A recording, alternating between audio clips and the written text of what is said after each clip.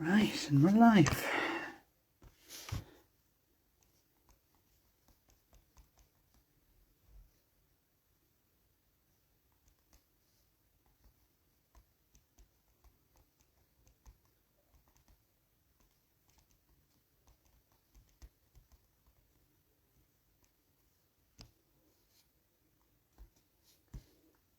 Okay, where I may start off.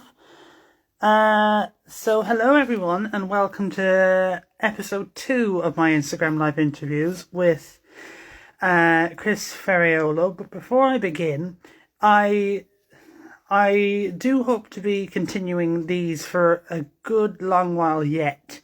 So if there's anyone out there that wants to do any with me, by all means, message me or email me. I will get back to you fairly quick. So I just thought I'd get that out of the way before I do invite my guest. So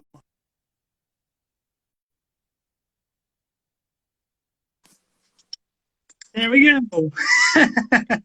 Going on? For someone who wasn't quite confident beforehand doing this, you sure did a good job. Yeah, so like following the instructions, you do this, this, and this, and then you're there. Well, I mean, you did it. A lot easier on YouTube, I'm sure. Oh, I want just this platform or anything, but whatever. Anyway.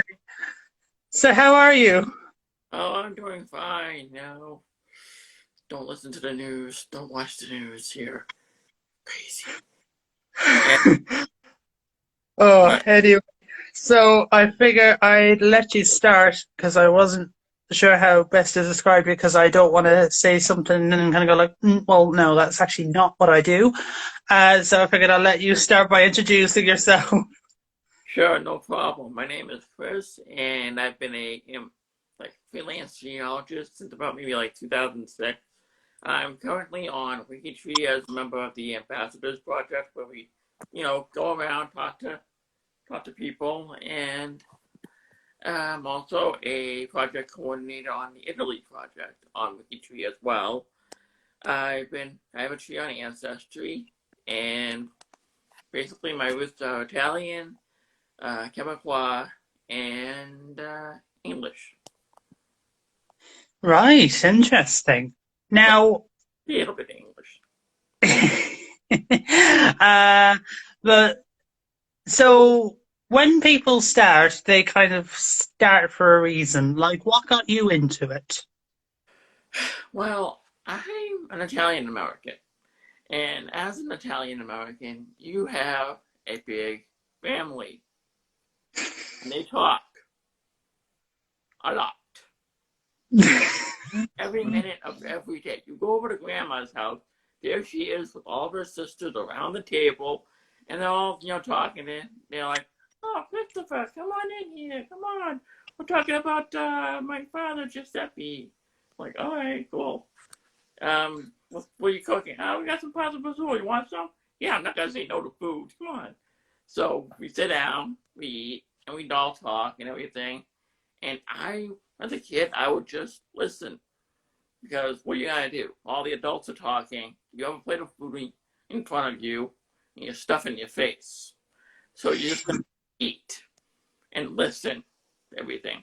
And I would ask questions, and they would show me pictures, probably just to shut me up. They probably knew you'd be the family genealogist later in life, wouldn't they? Yeah. But then I would go to my mom's side and be like, hey, grandpa, grandpa, what do we have on your side of the family? Oh, well, why'd you ask? They would show me a whole bunch of stuff, like French Canadian stuff, I have a bunch of stuff up here. I don't know if I can.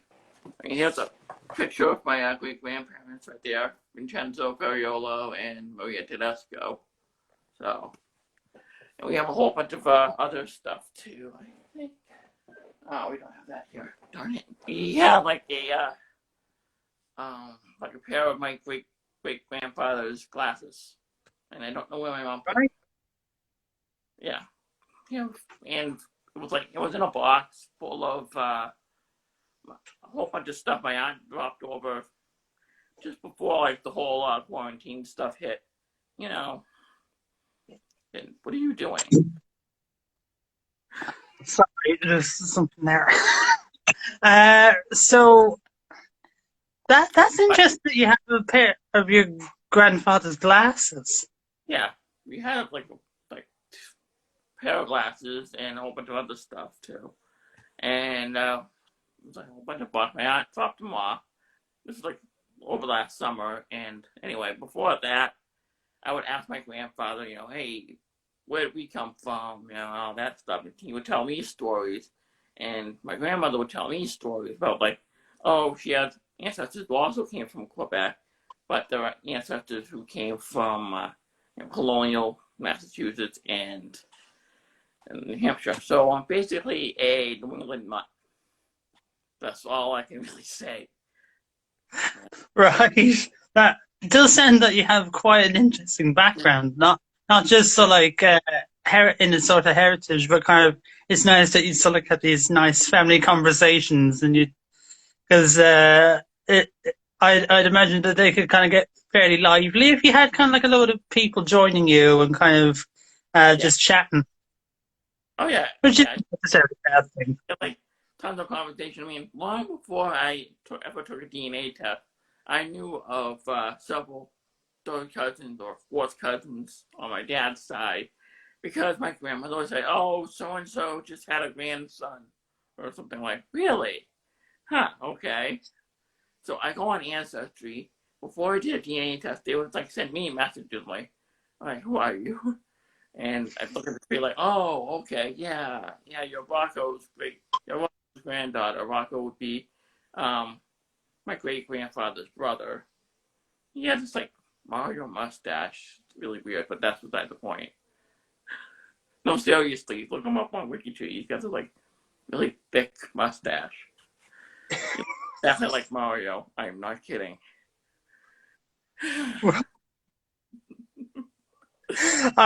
I'm sorry. So what resources have you found like most helpful, would you say, in your research? Well, Antonati for Italian records is really useful. I mean, you go to the website and they will have certain records online, but you have to like learn Italian really quickly. But thankfully, they have several like places that can help you out, like Facebook groups. They will help you. There's also Family Search. There's records there. And again, you'll need help translating that. There's also just going to, you can email the Common Office, like your ancestral town. Say, hey, I'm a descendant of so-and-so. Can you help me out? And if you're really lucky, you might have a cousin in Italy that's still living there. I do. I have a couple, Nice. I have a couple of second cousins who live in Italy still. So. I'd say, like, for me, like, I do admit the Facebook group bit is handy. Like, it was only fairly recently that I discovered that because there was a Facebook group for a townland that my ancestors are very, like, you'd find an awful lot of them there. So it was convenient in the fact that I was able to say, right, is anyone a descendant of, I don't know, John Loftus and Mary Burke or something, as just pulling names out of the air. And and because it was a specific place, it kind of was a bit more ideal because I'm also in one for Ireland, which has about 19,000 members. So, I mean, might be hard trying to filter through because you'll have people kind of saying, oh, I have, let's say, Smiths in, I don't have Smiths in my tree, like Smiths in Waterford, and I'm after Mayo. Like they wouldn't be in the place that I'd be after, but it's handy if you have a location specific one. Although I haven't had much luck with it, because I'd say the one, like I got lucky with one cousin who was, she's like the fifth. I think she's a fifth or sixth cousin of mine. That's about the closest I've gotten. I haven't done a DNA test, but it kind of like through ancestry hints and patching in what is true and what isn't. That was the closest I've gotten, which isn't very close if you look at the distance between us. Yeah. Well, in my case, I mean, the website, the Facebook group for my ancestral town, San Pietro, Amida. And from there, I say, okay, hi, can someone help me find out the ancestors for Vincenzo Ferraiolo and Maria Tedesco? And then I got a message saying, Chris, like, I know your great aunt. How's she doing? I'm like, what? So I text my great aunt's daughter, be like, Kathy, there's this lady messaging me from Italy, says that she knows Nikki. And she's like, yeah, that's your second cousin. I'm like, oh. Because they actually went back and forth between San Pietro and where they live now several times. And like, oh, okay, cool. So I talked to them and I found out my other cousin there, and she's actually helping me out with some simple stuff. She's a counselor / lawyer for the town, so she's really busy, but she's really helpful too. So yeah. Nice. So, like, obviously, I know you said that you're involved with WikiTree. Yeah. So I imagine that's going to be one of your projects or ventures. But would there be any others that you're pursuing at the moment? Well, I am not really, because that like takes up most of my time, other than writing and everything.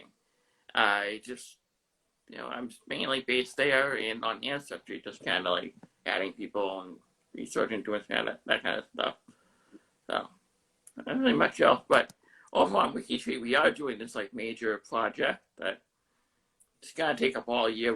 We're basically researching everybody's trees, like top genealogists like CC Moore, Johnny Pearl, those kind of people, and having them on a live stream on YouTube. That I actually did follow along with that for a little while. Yeah, that Yeah, that was kind of it's an interesting idea, I must say.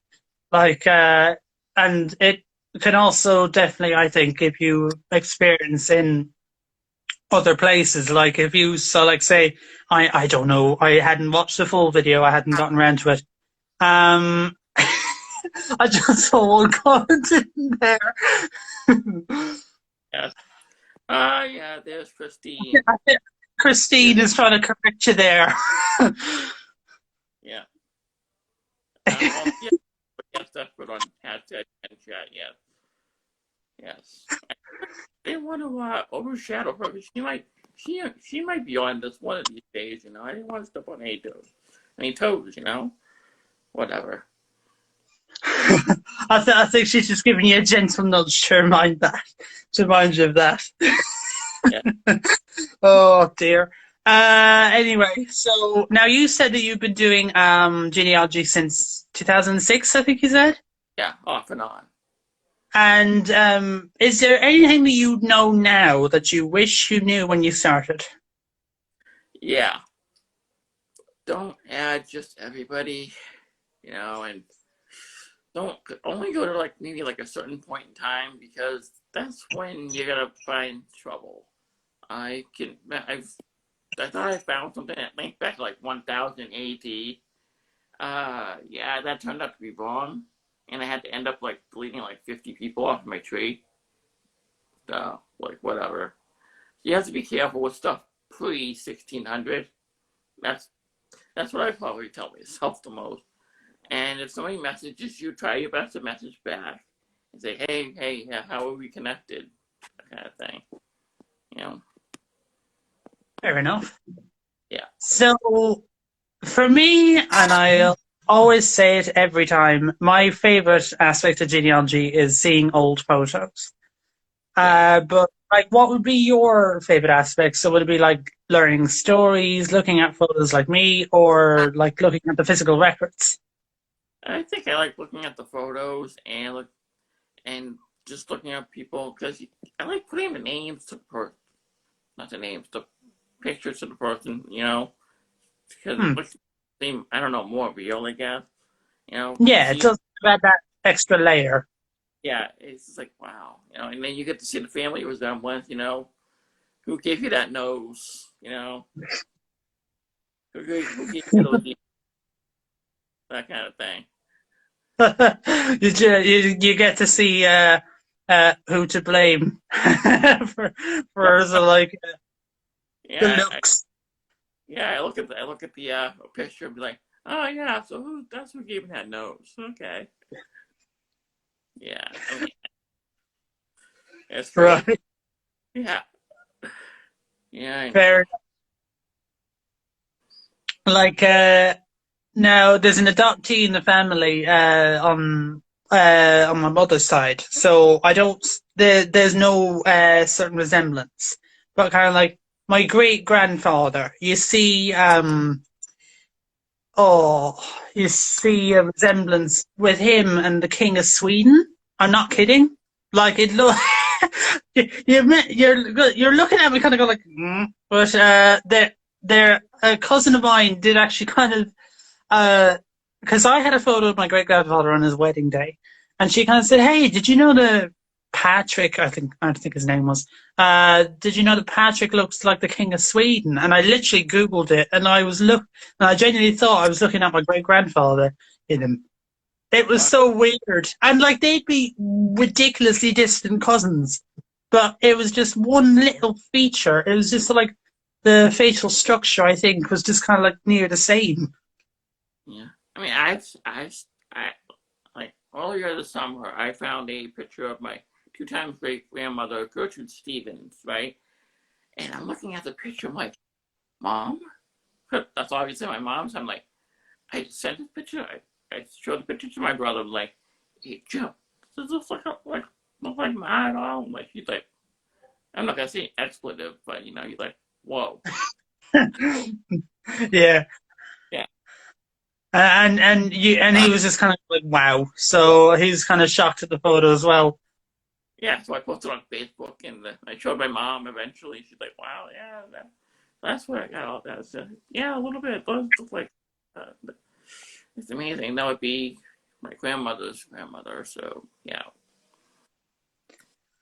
Fair enough. Now, when I asked this question, that with you, I immediately imagine what you had said on that Skelly Wellies episode with Carolyn of Ancestors Alive. And the question is, what's an interesting story or event that you've discovered about your ancestors? I got a kick out of it when I first heard it. yeah. I'm trying to remember what I said, but yeah, that was hilarious. But hey, ghost man, ghost to real. And for those that mightn't have heard it, what was the story? If you Okay, don't mind sharing it.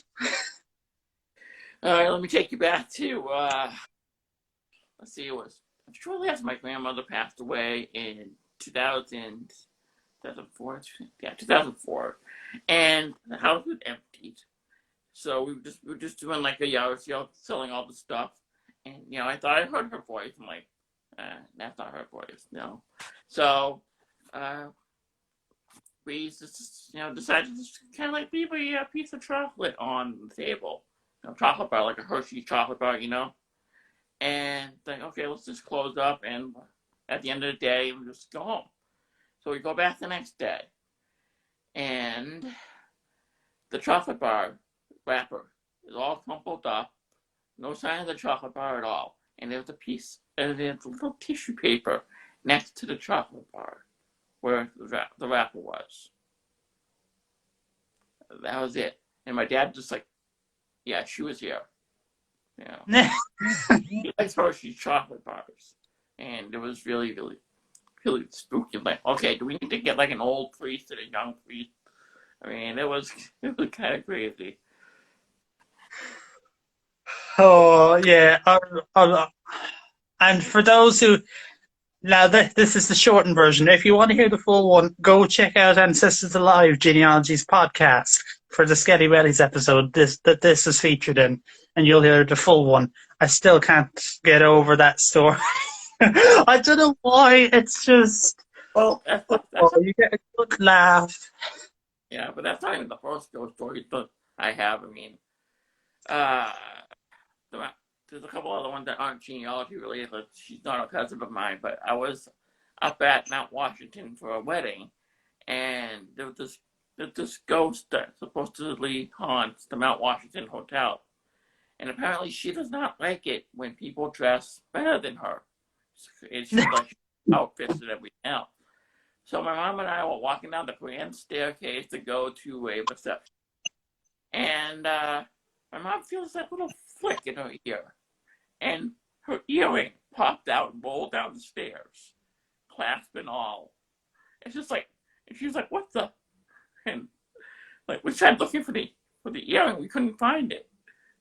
It's just so weird. And Still couldn't find it. no, it was one of her favorite earrings too. Like what? The Oh ghost. my! We have a jealous poltergeist up there in Mount Washington. Her name is Carolyn, and she's a princess, but not really a princess. It's complicated. Right. Really. Right. Oh, sorry. You. I don't know. They do weird stuff upstate. I don't know. It's really Right. Now, as you said, you've been doing genealogy on and off for about 14 or 15. I keep thinking this year was 2020. I will eventually get out of that mindset, but I mean, one day. So obviously you will have dealt with a lot of records. Is there one that you found more useful? Like, probably like, I can go to Family Search and find those records. I really need to find time to go to the Haverhill Library to check stuff up there. And with the COVID stuff, I have not been able to get there, obviously, because, everything. And I would like to check those records. I also find like newspapers.com useful too, and city directories. I'm sure Devin, if you're watching, yes, Devin, I'm mentioning the city directories. Family History Fanatics, they love city directories, and I have to mention them all the time now. She would want me to mention them. I do remember seeing that little conversation. So now, obviously, everyone will have their own interpretation of this, but what does genealogy mean to you? It means like exploration of your past, where you came from, what your origin story is, basically. I mean, origin story, like, I've done comics and stuff, so, what's your origin, where you family came from, is there any truth to it, who are you, basically, that kind of thing. It's finding out where you are, how you fit into this whole crazy world, basically. Definitely. Now, I'm coming to the end of my questions. So if anyone watching wants to stick in any questions for Chris, stick it in the questions box or the comments box, whatever one. If it's too long, just do the comments. So what advice would you give to a young person starting out in genealogy? I would say, don't sweat the small stuff. If you encounter like a jerk or something, just kind of brush it off. Be like, all right, whatever. Just do your own thing. Don't let anybody tell you different. Try to find the best answers you can. Just kind of don't let jerks bother you, Just let it go. Fair enough. And is obviously, because as time goes on, they're obviously typically when people think of genealogy, it's typically someone who is a much older person or is a retired person. And there obviously needs to be ways and means or outlets for younger genealogists to start out. Do you, in do you, in your own opinion, think that there is many facilities out there? Yeah, probably not, but I think the community needs to be more welcoming, I guess. Like, especially on social media, at least it's the start, you know. Because we're on, like, Gen Chat and all those other uh, things on Twitter. So basically, just kind of get people more involved, you know, be more accepting and let them talk. Because what's the use of not teaching the younger generation if eventually the older generation is not going to be around? So they need to learn, Hmm. teach the kids the ropes and so on and so forth, and just kind of, be mentors and not jerks. That's all, really. No. And I had done a thread. You probably had seen it. I had done a thread on Twitter, and I stuck it up here on Instagram too. Now, I had kind of said that there were, uh, like, I from some of the comments that I had seen, like some people had said that they kind of seen, kind of not so much rude, but kind of snacky comments made to, let's say, the younger genealogists. But some people were and I was kind of thinking, really? And it was just Yeah, weird to read that some people, like, one thing that I kind of think is that for some people, they might fear that they're getting replaced. But younger genealogists are going to eventually take the wheel and then, take over from them. But it's a case of one person I know, like, she's trying to highlight this. Like, she's trying to highlight that not just like young genealogists are trying to steal like an older person's job or something. Like, it's meant to be collaborative work. Like, people work in sync and work together on things and give each other advice that, like, let's say an older person might know more about Italian genealogy and uh, a younger person knows more about Irish genealogy or something. yeah, And yeah, each one wants to learn more about the other. yeah. That's why sites like WikiTree, Genie, and all those other places are more, you know, conducive to like younger genealogists because everybody works together for the common goal. You have like UGG forum on WikiTree. Everybody goes there to collaborate. Everybody collaborates on profile. We have these huge projects that are going to take all year. Excuse me. And we just basically, just talk, listen to each other, do what we got to do. And yeah, life gets in the way. You have to take a break once in a while, but just kind of, go with the flow, treat everybody equally, and that's it. Don't be a snob. Don't be a jerk. You know, that's really Hmm. all with it. Because like I've said many times, like on Twitter especially, I think that the community is so nurturing. Like, because I had said when I started out on Twitter, like there was no one my own age interested in this sort of thing, and it wasn't until like I got involved in the community more, and I actually learned probably most of what I know now from them Yeah, through like chats like Ancestry Hour or Gen Chat, the few times that I was actually able to join, um, and and many other like just conversations through Twitter as well. That's how I kind of know what I know now. yeah, and we have Nina bringing up a good point here. She says, definitely in favor of school children involved in incorporating into history classes. Yes, definitely. I found that I'm using my major in college a lot more doing this than anything else. I majored in political science and minored in history. And one day it just dawned on me saying, oh my God, I'm using what I learned in school. Like, oh wow, that's crazy. And the weird thing is, I hated political science methods class. It was so boring, so bad that even the professor said, "Yeah, this class is gonna be boring. It's gonna be long, and it really sucks at this at 8 o'clock in the morning." I'm like, oh, good. So, but I used my Right. professor for genealogy, and I told my friend who was in that class with me, he's like, Mark, I'm using what I learned in methods class in genealogy. It's like, what? I'm like, yeah, it's true. Like, oh my God. But yeah.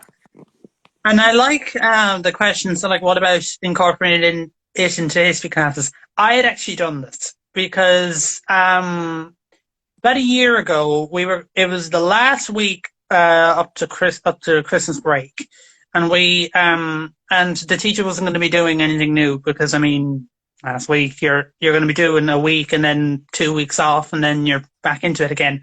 So I just kind of said, look, I am interested in genealogy and I'm looking to hopefully get experience teaching it. And I just said, do you mind if I do a few classes? And she went like, no problem. So that week was basically, I did 3 classes. Well, 4 classes. One was a double and then 2 singles. And I basically did the basics and how to do a family tree. So, and and keep in mind here, there was about 25 or 26 kids in my history class. And I was just, I remember sitting up at the desk, I was just sitting up at the desk, just kind of like, I was so quiet. It was so funny. I was just quiet and just trying to teach, and everyone was just, you had 26 pair of eyes on you, including the teacher. And you were just kind of thinking, right, I need to step my game up a little here because I'm putting everyone to sleep. And it wasn't until I kind of showcased a website where you could look at where in Ireland, especially if the person had Irish heritage, you could show where their surname was where it showed up most during a certain time in Ireland. And for anyone not sure, that was johngrenham.com. It's handy. And, you know, when I kind of did my own one and kind of said, right, well, my heritage is from Mayo. So I did just kind of did a name that was up in my family history, like Burke. Like, there was a good few Burkes in Mayo where I was researching. And then they just kind of said, oh, could you do this name? And could you do that name? And could you do this name? And that's what kind of started it off, like, in the class. Because then everyone was kind of like, God, I'd love to do this myself. And Friday, which is when we were actually doing the family tree, I did it on Family Echo, but that was before I'd actually moved all my tree and my stuff onto Ancestry. And I kind of thought, right, I know now for the future to show how to do a family tree on Ancestry, just because I found it a little easier than what I was using on Family Echo. But so I just kind of thought, right, make a mental note, do that in future. So that was kind of my history class experience with family history. And I like a few more comments coming in. For example, if you're learning about 1916 in Ireland, why not get school children to ask families what they were doing then? And that is another thing, because if you kind of get to know the stories behind what was happening, especially if you had like a granny or something growing up in 1916 or something, and it would have been interesting to know what the family was like or happening during then. Another one, when I was a teenager, my cousin and I got my grandmother to talk about her life. We recorded it. Absolutely an amazing experience for all 3 of us. That would be another thing to do. Wouldn't you think? Like, if you just had, like, even just a little audio recording and the person just talk, especially if it was like a grandparent that you really loved a lot, and it was just, you just want to hear their voice every now and again. Yeah. Yeah, you talking to this microphone just a little louder. Yeah. But yes, so that would definitely be another thing. Now there's like short little videos of like my grandfather, who I had known. He was the only one that I ever knew when I was growing up. But it was just kind of nice to see the little videos that you did have of him, rather than nothing. So like it was only kind of recently that I was looking through like very old videotapes with my mother, and there was one instance of seeing my granddad with me when I was a little boy, was kind of making faces at me while I was in my cot or something. It was just cute, but it was just nice hearing his voice again, because he had passed 4 years ago this May. Wow. But it was just nice to hear his voice again, because Can't think. God, he was a lively spirit, wasn't he? We had a impromptu birthday party for my grandfather in 2013 or so. He died in 2017, and I recorded bits and pieces of it. It was supposed to be a surprise birthday party. I was like walking with a little camera that I used for my videos on YouTube. And he's just like, "Why do you have this camera?" I'm like, "I'm just gonna take pictures. That's all." Like, "Oh, okay." So, yeah, we ended up having a nice surprise party, and I did like a panoramic shot of everybody there. And unfortunately, by now, some people have passed away. But I just like did like a few like happy birthday messages from people, and it's just like a little quick birthday thing, and they got him talking. It was nice hearing him talk, and yeah, it was really good. But Nice. I don't really remember my paternal grandfather that much because he died when I was 4. So, but it's okay. I Hmm. had a great aunt, and my grandmother on my father's side, and all her sisters, and a whole bunch of people, a lot of people. So Right. it's just yeah, big, Yeah, big. it's nice. Oh yeah, Uh, so I think I might wrap this up here because I've run out of questions. And I mean, we could just sit here, but I mean, I've got other things to do. I've got, I don't know how many articles to write. uh, but, Uh, and you probably have more things to get, or you probably have many things to get on with, Chris. oh yeah. Thanks for having me on, buddy. No problem. Thanks for coming on. So I will, for anyone watching, I will announce my next guest tomorrow, and I will do my best to actually do it tomorrow. So until then, see you next Saturday. See ya.